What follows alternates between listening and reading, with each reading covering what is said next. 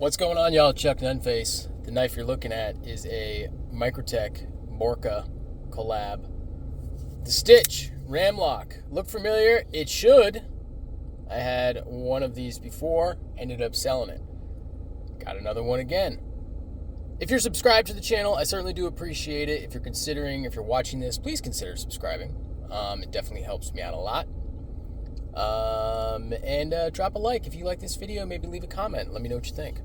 But yeah, Stitch Ram-lok. Highly sought after knife in the sense that the community as a whole kind of wanted a manual Stitch. Not in the sense that you just can't buy these anywhere. You can buy these. They're available. This one sells out pretty quick because it's kind of the newer release.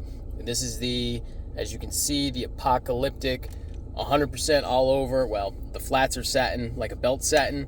Blade is apocalyptic. Harbor is apocalyptic.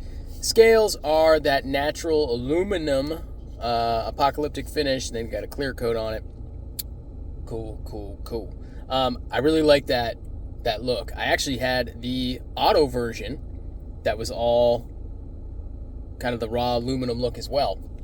Ended up selling that one. Kind of regretted it. Ended up getting this one to replace it. Still some things I like about this over this, but I do like this version of the Ram-lok Stitch better than the G10 version that I had initially.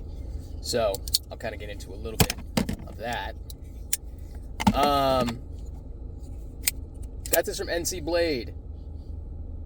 Good and bad getting this knife initially. And this is not a review video. Don't call it a review.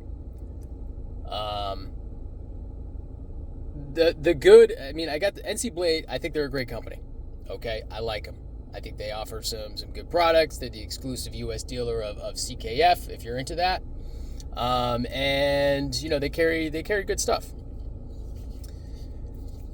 The issue I have with NC Blade, and this is a paper tiger argument. This isn't a real beef that I've got with NC Blade. But the issue that I have is, you know, I ordered this on a Friday. Saturday goes by, no shipping alert. Sunday goes by, wouldn't expect a shipping alert on a Sunday.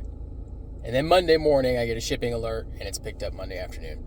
If you're going to drop something on your site on a Friday,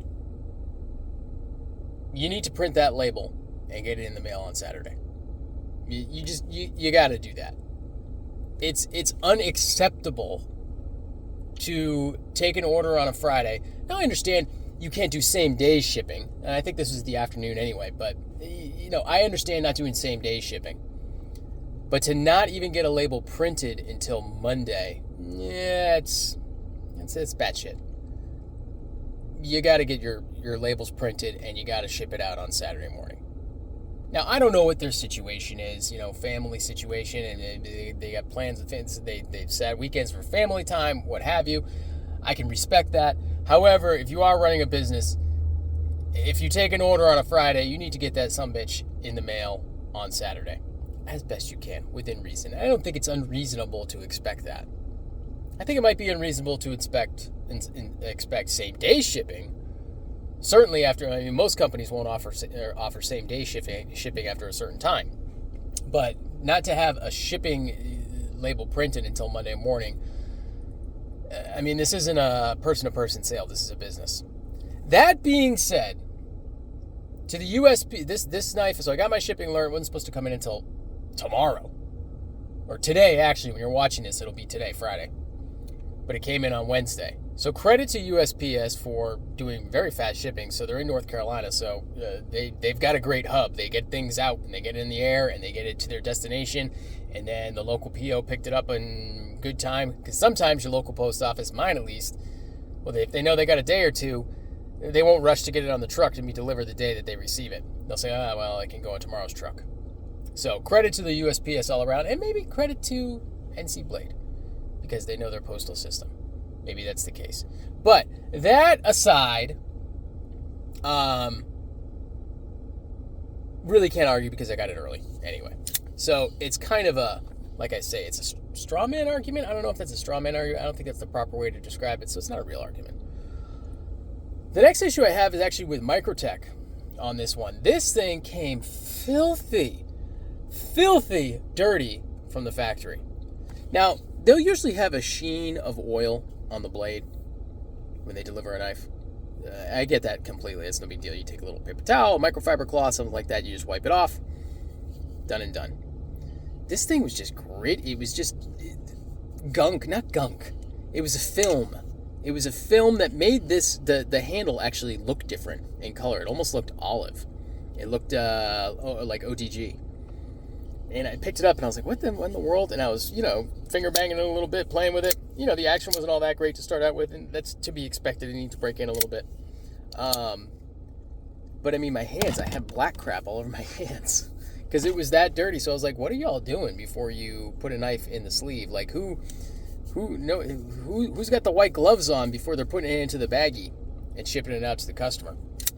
First time I've experienced that from Microtech, and that level of, frankly, filth on the knife. I washed it off under warm water, dish soap, and I even hit it with a little, dried it off, hit it with a little Windex afterwards, too, because I was still getting stuff on my fingers. Microtech, if you watch this, anybody affiliated with Microtech, if you watch this, double check your cleanliness of your knives. Maybe give them a once-over before you put them in the baggie. Once again, all that being said, the knife is cool. The same things I don't like about the G10 are still present on this because it's just indicative of the model. The choil's huge. It's really big. I would love to see this size choil on this knife. Honestly, I think the coolest Microtech manual would be like this knife is a button lock. Same dimensions and everything else, just make it into a button lock. That make this, the thumb hole functional and turn this into a button lock. That would be badass. That would be, I think, the number one selling stitch that they could produce. This is good. I like this. Feel in hand much better than the G10 in my opinion. Your mileage may vary. Still doesn't feel quite as nice in hand as the Auto. It just feels right. That choil is the perfect size, whereas if you grip it the same way, you've got extra space because it's got that nub there. I mean, those things are... so the thing I didn't really like about the G10 manual stitch is the same thing. I mean, it's the same design, so it's going to translate to the same thing that I don't like as much in the aluminum version. All that being said, I've only had it for a day, but I dig it. Came very sharp from the factory. I've stropped it. I'll probably put a new edge on it just because. Maybe bring it back just a hair, because I tend to do that. But overall I like it. So that's my initial impressions of this knife. If you're not doing so already, please subscribe to the channel. Give me a follow on Instagram at Chuck_Nunface, and stay tuned for the next one. Peace.